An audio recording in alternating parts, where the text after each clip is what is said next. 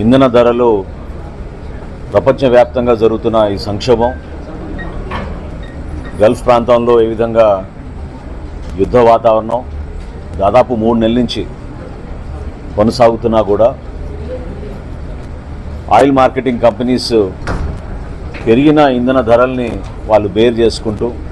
ప్రజలపైన ఈ కష్టం పడకూడదనే ఉద్దేశంతో గౌరవ ప్రధానమంత్రి నరేంద్ర మోడీ గారు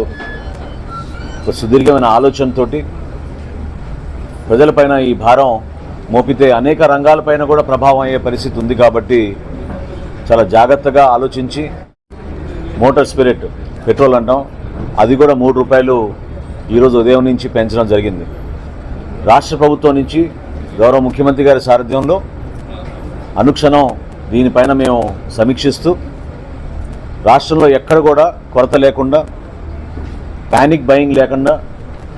ప్రజలు అనవసరంగా సోషల్ మీడియాలో ఆ వార్తలు చూసి ప్రత్యేకంగా దూర ప్రాంతాల్లో ఈ సమస్య రాకుండా ఉండడానికి కోసం ప్రతిరోజు మేము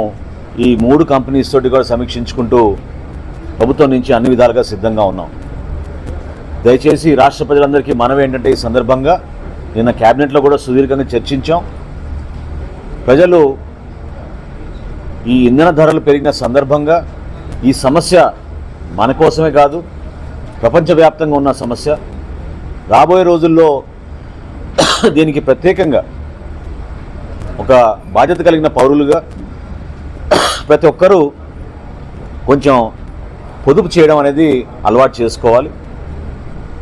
అదేవిధంగా వీలైనంతవరకు పబ్లిక్ ట్రాన్స్పోర్టు, ప్రభుత్వ కార్యాలయాల్లో కేంద్ర వాళ్ళకి ప్రతిరోజు వెళ్ళే పనుల్లో కూడా ఎక్కడ కూడా సమస్య లేవనెత్తకుండా అదనంగా సౌకర్యాలు కల్పించడానికి కోసం ఏపీఎస్ఆర్టీసీ ద్వారా గౌరవ ముఖ్యమంత్రి గారు నిన్న ఆదేశాలు ఇవ్వడం జరిగింది. ఒక సెకండ్.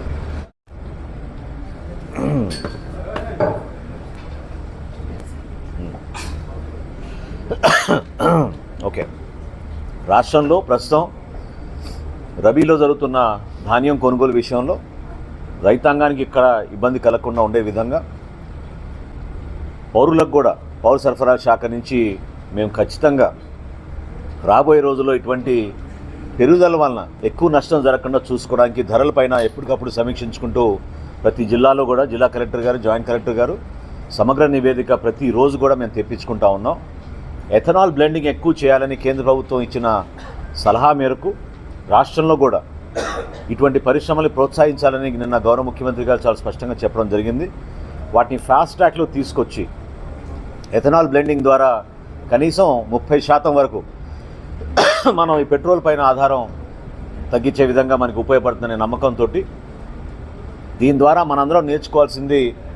ఈ రోజుకి 90% వరకు మనం ఇతర దేశాలపైన ఆధారపడి ఉన్నాం. అటువంటి సరుకుల్ని మనం తక్కువ వినియోగంలో తీసుకురావడానికి కోసం ఖచ్చితంగా మన ప్రొడక్షన్ పెంచుకోవడానికి అన్ని విధాలుగా కూడా మనం పౌరులకి ఉపయోగపడే విధంగా